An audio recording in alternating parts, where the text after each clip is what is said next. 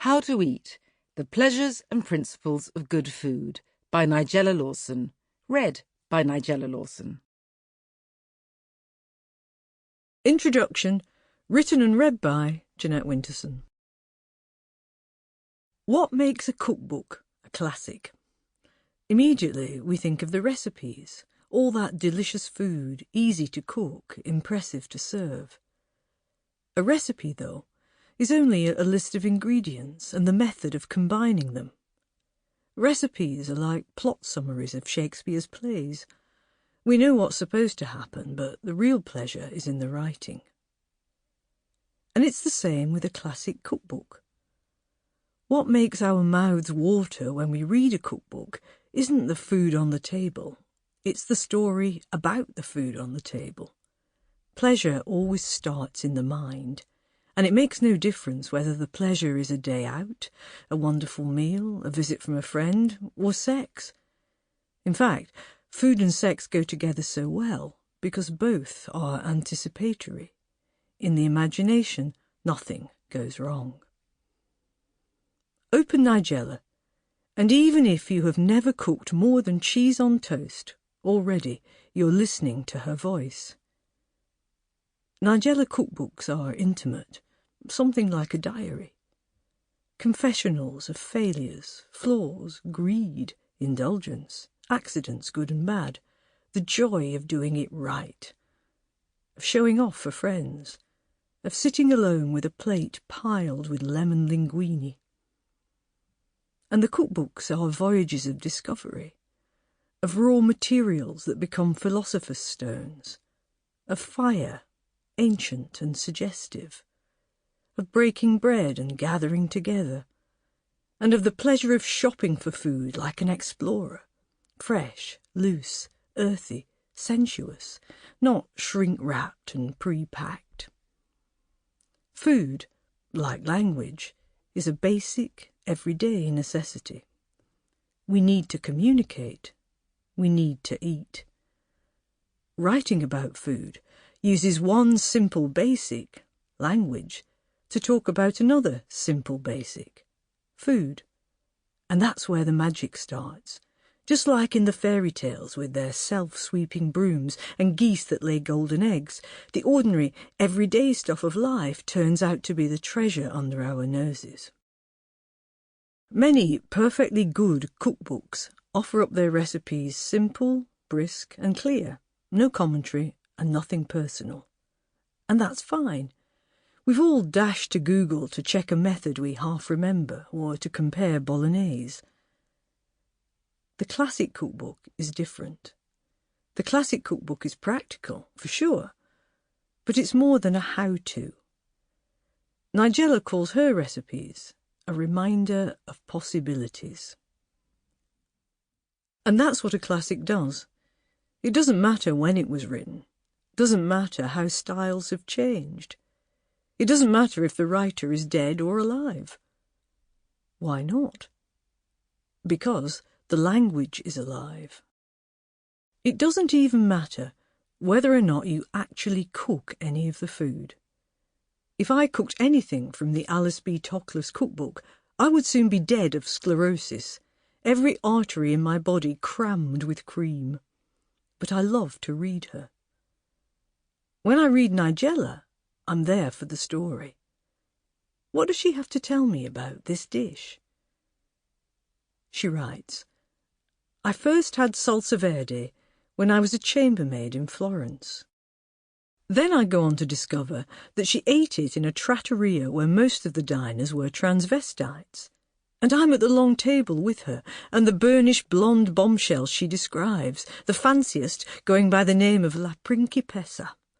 And we're dipping our bread into, listen to this, the deep-flavoured spiky sauce, the colour of snooker bays. When How to Eat was published 20 years ago, the title told us what to expect, that this was not only about the pleasure of cooking, but a reminder that cooking is not an end in itself. We cook because we like eating. The title put the book into the timeless category. Everyone needs to eat. But do we really know how? Eating, like love, like language, comes naturally, but also needs to be learned, and especially if we want to do it well. How to Eat promised and delivered far more than recipes. Here was a practical philosophy, a way of getting more enjoyment for yourself and others. Food, for Nigella, becomes a way of talking about what is good and what is not, but in the deepest sense of what nourishes us and what doesn't. Why else would she call a recipe Spring Lunch to Lift the Spirits?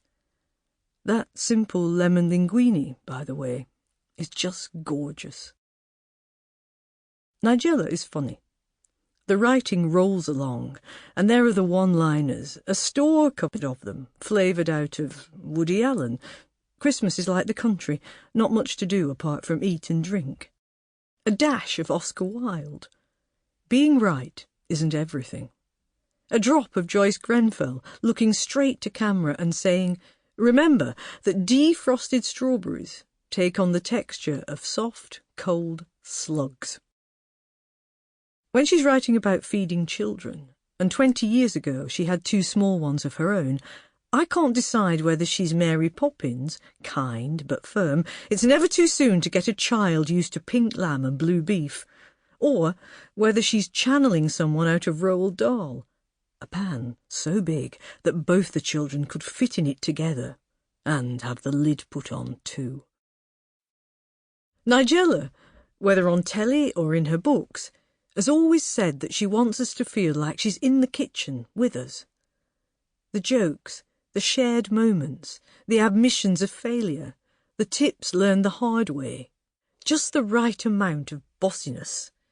When I say proper, I mean proper. Lots of sponge, lots of jam, lots of custard and lots of cream. A degree of vulgarity is requisite. That is, of course, a recipe for proper English trifle. And above all, there's the simple down-to-earthiness of what she said from the start. She's not a chef. She's a cook. And a cook who cooks in her own kitchen for family and friends.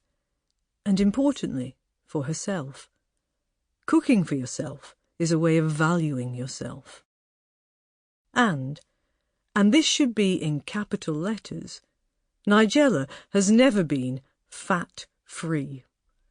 Good, honest butter and cream, marbled meat, gravy, puddings. I love it when she tells us that she fries bacon because she's too impatient to wait for the grill to heat up. And she cooks fish in bacon fat too, at least she does, if she hasn't scoffed all the bacon fat on a wad of bread. There's nothing faddy about Nigella. Classic is the opposite of fad. When I was settling down to write this introduction, I decided to read the whole of How to Eat, all the way through, cover to cover, in one sitting. It took the entire day. In the evening, I cooked her spaghetti carbonara, and I enjoyed it with a glass of the white wine I had opened to throw in the mix as directed. I felt satisfied in body and mind. I had jotted down a few things from the book that I would like to cook, because it's good to be jumped out of a rut, and we all tend to cook the same old favourites again and again. But more than that, I had had such a good time thinking about food, thinking about life, thinking about all those possibilities. The combinatory flair of How to Eat is the practical and the imaginative, the philosophical and the everyday. She's good company, Nigella. 20 years later, this is a book without additives or preservatives that is as fresh as ever. In memory of my mother Vanessa, 1936 to 1985, and my sister Thomasina, 1961 to 1993, and for John, Cosima and Bruno, with love. Preface to the 2014 edition. How to Eat was born 4 years after my daughter, 2 years after my son, my third child. Although the truth is the book had been gestating long before either of its elder siblings. Sample complete. Ready to continue?